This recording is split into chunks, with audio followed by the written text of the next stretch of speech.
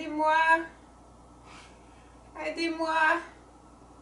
Je suis aveugle. S'il vous plaît. Ils arrivent à Jéricho, et comme il sortait de Jéricho, avec ses disciples et une foule considérable, le fils de Timée, un mendiant aveugle, était assis au bord du chemin. Quand il apprit que c'était Jésus le Nazarénien, il se mit à crier: « Fils de David, aie pitié de moi! » Et beaucoup le rabouèrent pour lui imposer silence. Mais lui criait de plus belle: « Fils de David, aie pitié de moi! » Jésus s'arrêta et dit: Appelez-le. Appelez-le. On appelle l'aveugle en lui disant: Aie confiance! Lève-toi, il t'appelle. Et lui, rejetant son manteau, bondit et vint à Jésus. Alors Jésus lui adressa la parole. Que veux-tu que je fasse pour toi? Rabouni, que je recouvre la vue.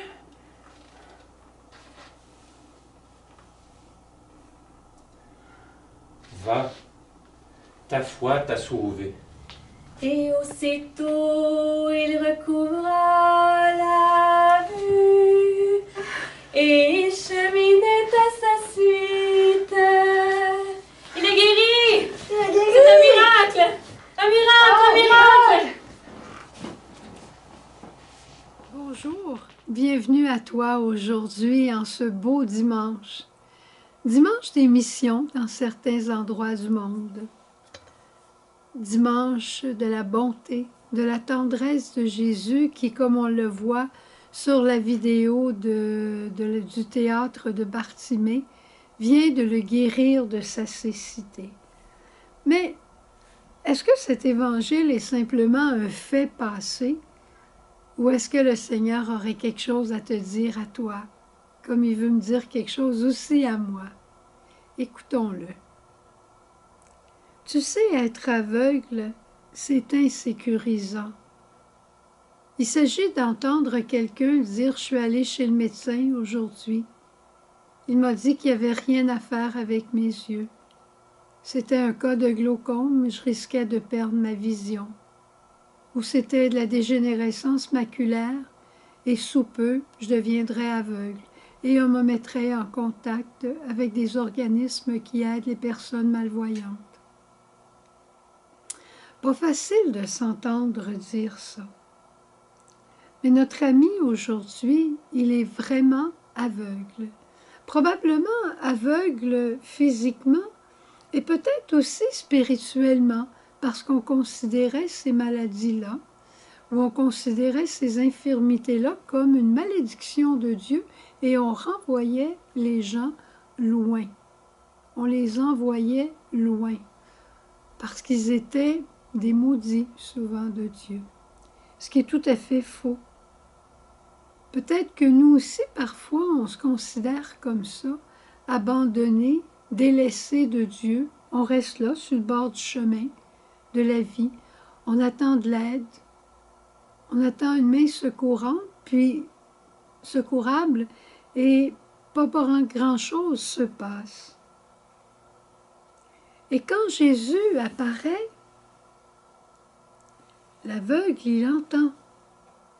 Il est aveugle, mais il n'est pas sourd. Il entend, et il se met à crier de tout son être. « Jésus, fils de David, aie pitié de moi. » Tu as déjà, comme moi, entendu des gens crier à Dieu. « Si tu existes, Seigneur, montre-le-moi. Y a-tu quelqu'un qui m'aime ici dans le monde? » Ce sont des cris de prisonniers, des gens qui sont prisonniers à l'intérieur d'eux-mêmes. « Seigneur, fais quelque chose pour moi, je t'en supplie. Je veux renaître, je veux vivre, Seigneur. fais quelque chose pour moi, transforme-moi.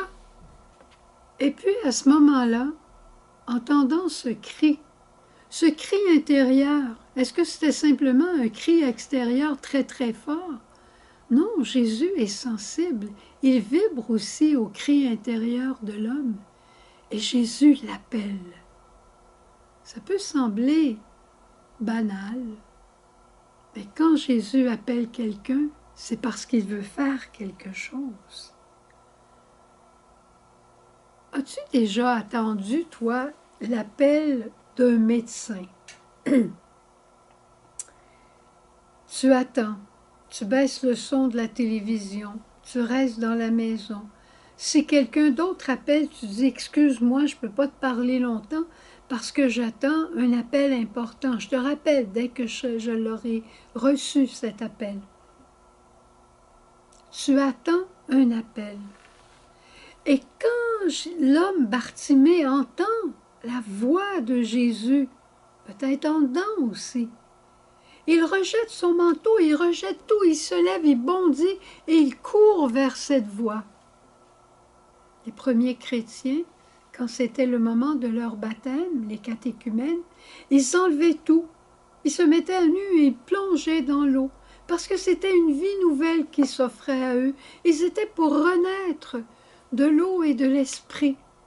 Ils épousaient, ils étaient pour se revêtir du Christ.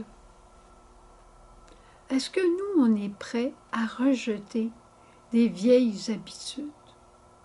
Est-ce qu'on est prêt à rejeter des amusements qui nous gardent souvent aveugles de la présence de Jésus? C'est une bonne question, hein? Et voilà que Jésus vient questionner Bartimée avec sa puissance divine transformante. La parole de Jésus n'est pas simplement une parole humaine. Elle a la puissance de transformation même de Dieu. Que veux-tu que je fasse pour toi?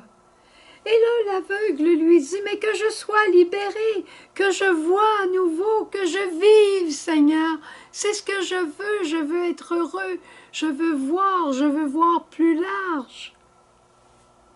Que je sorte de moi-même, Seigneur. Ma vision est tellement étroite. Je veux respirer, je veux sortir de moi-même et aller vers les autres. Je ne peux rien faire comme ça. Et le Seigneur, voyant son cœur, son corps, son âme, le Seigneur Jésus l'a guéri. Et lui, il s'est mis à la suite de Jésus. Je me livre à toi, je m'abandonne à toi, Jésus, je me mets à ta suite. Merveilleux ce passage.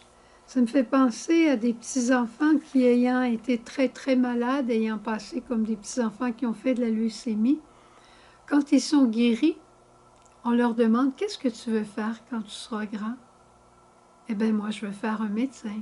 Moi, je veux faire un infirmier, une infirmière. Je veux travailler auprès des petits-enfants. Ayant été guéris, on veut aider les autres à être guéris. Ayant été libérés, est-ce qu'on veut vraiment aider les autres à être libérés? Ayant connu l'amour de Jésus,